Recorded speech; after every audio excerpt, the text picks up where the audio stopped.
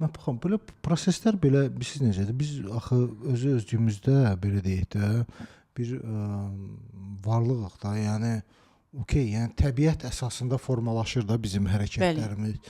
Yəni bu instinktiv olmur ki, bu nəfəs almağın özü Biz instinktiv. dünyaya gələndə düzgün şəkildə nəfəs alırıq. İnsan deməli 3 yaşına qədər uşaqlar düzgün şəkildə nəfəs alırlar. 3 yaşından sonra onların keçdiyi uşaq inkişaf eləyir. Stresslərdir, həyəcanlardır, ağlamaqlardır. Bunların başlayır nəfəsin formasını dəyişməyə. Və yanlış dəyişir. 3 yaşında nə baş verir ki, yəni 3 yaşından sonra 3-5 yaş arası 3-5 yaş arası onların nəfəsi başlayır dəyişməyə. Düzgün şəkildə nəfəs almağı uşağa öyrətmək lazımdır. Mən də yadıma salmağa çalışıram. Mən 3 yaşında mən nə etmişəm ki, mən nəfəsim dəyişibdi? Ola bilər indi çoxlu ağlamısınız, çoxlu stres yaşamısınız. O təsir eləyir. Onlar bəli təsir eləyir. Hönkürə ağlayır. Mühit bəli, mühit də ona təsir. Hönkürtü ilə ağlayırlar. Olan təsir göstərir. Mütləq şəkildə proseslər oradan gəlir hamısı.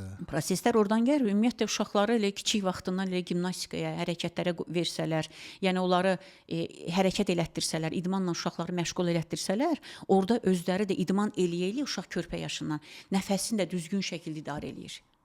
Əslində mən sizə deyim ki, mən belə nəfəsi almağı, verməyi mənim yadıma gəlir ki, mən belə idmana gedəndə öyrənmişəm.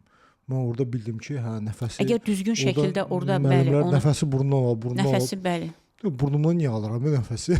Nəfəsi burundan alıb, nəfəsi bəli burundan alıb, nəfəsi burundan vermək lazımdır. Amma tutaq ki, biz orada gərgin bir hərəkət yerinə yetiriksə, nəfəsi burundan alıb, nəfəsi ağızdan... var idi elə. Üfürərək vermək lazımdır. Orada elə məşqlər var ki, məsələn, burundan alsan, ağızdan verməlisən. Bəli, ağızdan nəfəsi çıxardırıq. Qaçış zamanı hətta mənim yadımdadır ki, sonda, iki nəfəs ya bir nəfəs alırdıq, sonra iki nəfəs buraxırdıq. Bəli, bir nəfəs alırıq, iki nəfəs veririk. Belə bir şey vardı. O da çox kömək eləyirdi əslində. Həm ritmi tuturdun, həm də ki, qəşəng uzun müddət yəni qaça bilirdin problemsiz. Və bu nəfəs, məsələn, burundan nəfəs alıb, ağızdan nəfəsi üfürmək idmançılar üçün onların performansını artırır.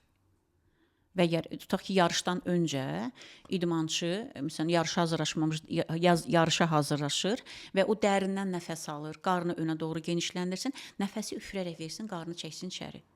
Bilirsiniz, əvvəl mənim yadımdadır, biz belə də, indi hal-hazırda məhəllələrdə belə şey yoxdur, amma əvvəl məhəllələrdə belə futbol oynayırdılar, yerlər var idi xüsusi, hansı ki futbol oynayırdılar.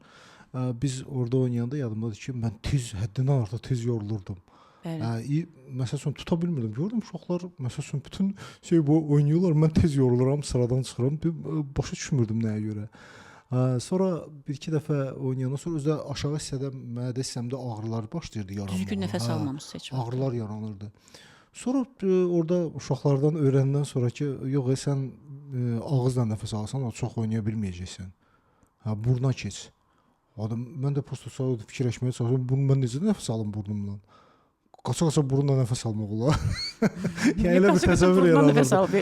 Sən demə, amma sonra onu tətbiq eləyəndə gördüm nəinki yarım saat, bir saat, nə qədər istəyən oynamaq olar. Bəli. Sadəcə olaraq hətta orada o fərqi mən hiss eləyirdim, belə deyim. İndiki belə deyim də, indiki uşaqlarda belə deyim, 3 yaşından sonra siz dediniz. İndi elə çıxır ki, 3 yaşından sonra biz başlamalıyıq. 3-5 yaşdan sonra başlayır dəyişməyə. İdmana getsinlər ki. İdmana da gedə bilərlər. Yəni orada da idmanda da öyrədirlər. Yəni 3-5 yaşdan sonra idmana getsələr, orada nəfəsləri öyrətsələr, sonra nəfəs gəlib bu formaya düşməz. Mən sizə deyirəm, bu qədər insan müraciət eləyir. Yəni müraciət eləyən insanların içində bəlkə də indiyə kimi bir nəfər düzgün şəkildə nəfəs alıb verib. O da ki, nə üçün müraciət eləmişdi? Nəfəs saxlamanı 3 dəqiqəyə, 3 dəqiqədən artıq, 5 dəqiqəyə qədər artırmaq üçün.